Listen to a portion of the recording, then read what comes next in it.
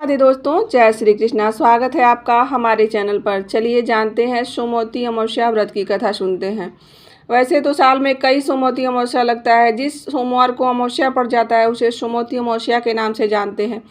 लेकिन इस साल जाते जाते आखिरी पौष मास की जो अमावस्या है उस दिन भी सोमवती अमावस्या लग रही है, जिसकी तिथि है 30 दिसंबर 2024 और इसका समय प्रारंभ हो रहा है 4:01 से और यह समाप्त होगा मंगलवार 31 दिसंबर 2024 सुबह 3:56 पर। तो चलिए इसी से जुड़ी हुई कुछ जानकारियाँ और इसकी कथा सुनते हैं। परंतु उससे पहले यदि आप हमारे चैनल पर नए हैं तो प्लीज़ चैनल को सब्सक्राइब कर लीजिए, बेल आइकन प्रेस कर दीजिए और एक प्यारा सा लाइक कर दीजिए। चलिए सुनते हैं।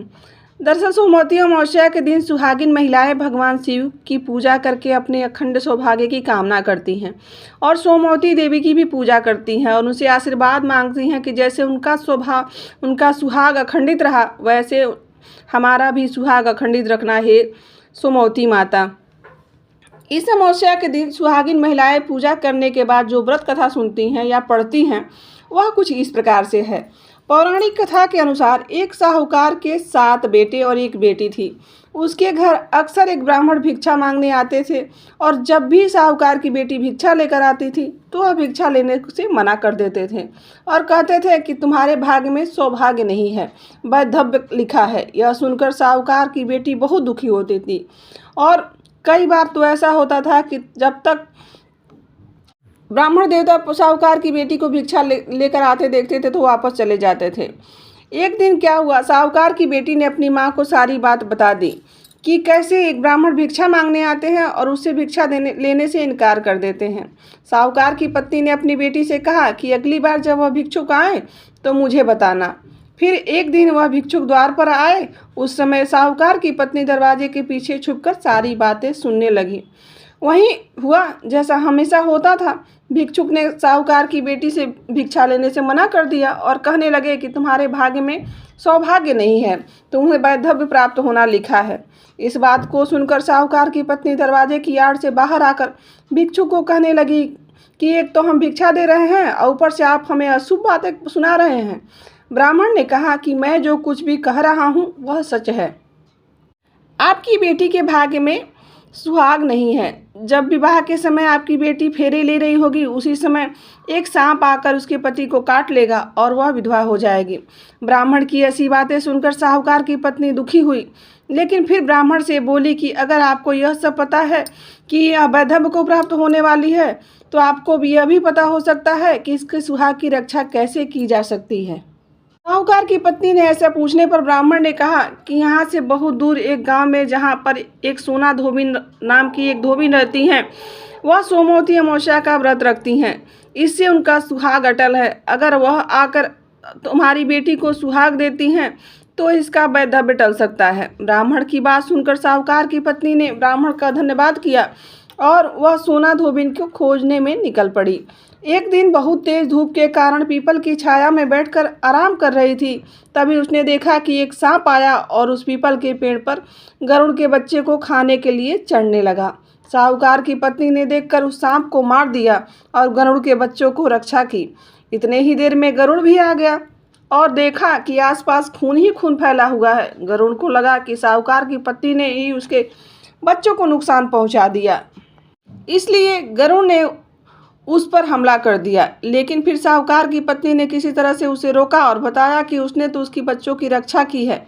गरुड़ ने जब इस सच को जाना तब कहने लगा कि तुमने मेरे बच्चे की रक्षा की है, इसलिए बताओ कि मैं कैसे तुम्हारी सहायता कर सकता हूँ। साहूकार ने की पत्नी ने तब गरुड़ को बताया कि वह सोना धोबिन की तलाश में निकली हुई हैं। अगर वह उन्हें उनके पास पहुँचा दे तो बड़ा ही उपकार होगा। फिर साहूकार की पत्नी के आग्रह पर गरुड़ ने सोना धोबिन के गांव में उसे पहुंचा दिया। सोना धोबिन के 7 बेटे और बहुएं थीं, लेकिन बहुओं में घर में काम को लेकर कहासुनी हुआ करती थी। साहूकारनी ने एक उपाय सूझा कि वह हर रात सभी लोगों साहूकारनी सोचने लगी कि किस प्रकार से सोना धोबिन को मनाया जाए। कोई भी अपना सुहाग देने को तैयार तो होगा नहीं किसी दूसरे को। तो उन्होंने एक उपाय सोचा कि क्यों न जब इनके घर के सभी लोग सो जाएं तब मैं आकर इनके घर के सभी काम काज करके निकल आती हूँ। कई दिन तक ऐसा ही चलता रहा। एक दिन सोना धोबी ने सोचा कि अब मेरी बहुएं आपस में कहा सुनी भी नहीं करती हैं और घर का सारा काम भी हो जाता है। आखिर ऐसा करता कौन है? यह सब जानने के लिए जब सोना धोबी रात को छुप कर बैठी थी और उन्होंने सब कुछ अपनी आंखों से देख लिया और काम करके जब साहूकार की पत्नी जाने लगी तब धोबन ने उसे पकड़ लिया और पूछने लगी कि आप कौन हो और यहाँ इस तरह से मेरे घर का काम क्यों करने चली जाती हो। साहूकारनी ने कहा कि मैं सब बता दूंगी, लेकिन पहले आप वचन दो कि सारा सच जानने के बाद भी तुम मेरी मदद करोगी। सोना धोबिन ने साहूकारनी को वचन दे दिया। साहूकारनी ने सारी बातें सोना धोबिन को बता दी और अपने साथ चलने के लिए कहा। सोना धोबिन साहूकारनी के साथ चलने जाने के पहले अपनी बहुओं से बोली कि मेरे लौटने तक हो सकता है तुम्हारे ससुर जी की मृत्यु हो जाए, लेकिन उनके शरीर को तेल में डुबोकर रखना, अंतिम संस्कार मत कर देना। सोना धोबिन इस प्रकार चलते चलते साहूकार के घर आ गई और जब साहूकार की बेटी का विवाह हो रहा था तब फेरे के समय एक सांप उधर से लहराता हुआ चला आ रहा था। सोना धोबिन ने उस सांप के आगे दूध और लावा रख दिया। जैसे ही वह सांप दूध पीने लगा कि सोना धोबिन ने उस सांप को एक पिटारे में बंद कर दिया और फिर साहूकारनी की बेटी से कहने लगी कि जब तक मैंने जितने भी सोमवती अमावस्या का व्रत रखा है उन सभी का पूर्ण फल मैं साहूकार की बेटी को देती हूँ। इसके बाद साहूकारनी की बेटी का वैधव्य टल गया और वह सौभाग्यवती बन गई। इधर सोना धोबिन के पकड़े हुए सांप को दूर जंगल में ले जाकर जब छोड़ दिया, फिर सोना धोबिन अपने गांव लौटने लगी। तब एक दिन रास्ते में ही सोमवती अमावस्या पड़ गई और सोना धोबिन ने उस दिन व्रत रखा और पीपल की पूजा की, कथा पाठ भी किया। इस बीच घर में सोना धोबिन के पति की मृत्यु हो चुकी थी। जब वे वापस अपने घर लौट रही थी तब उसने अपने रास्ते में किए हुए सोमवती अमावस्या का पुण्य अपने पति को दे दिया। इससे उनका मरा हुआ पति फिर जीवित हो उठा। लोगों ने जब सोना धोबिन से पूछा कि तुमने अपने पति को कैसे जीवित किया, तब उसने बताया कि उसने सोमवती अमावस्या का व्रत किया है, उसी के प्रभाव से उनके पति जीवित हो गए हैं। तब से उस गांव के सभी सुहागिन महिलाएं अपने अपने पति की लंबी आयु की कामना से सोमवती अमावस्या का व्रत रखने लगी।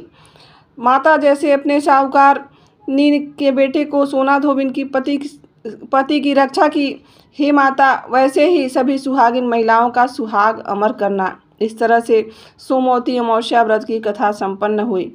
आशा करते हैं कि आप सभी को यह कथा अवश्य ही अच्छी लगी होगी।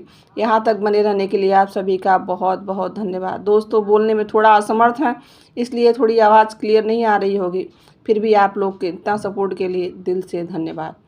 मिलते हैं किसी और कथा और कहानी के साथ। यहाँ तक बने रहने के लिए धन्यवाद। राधे राधे। जय श्री कृष्ण।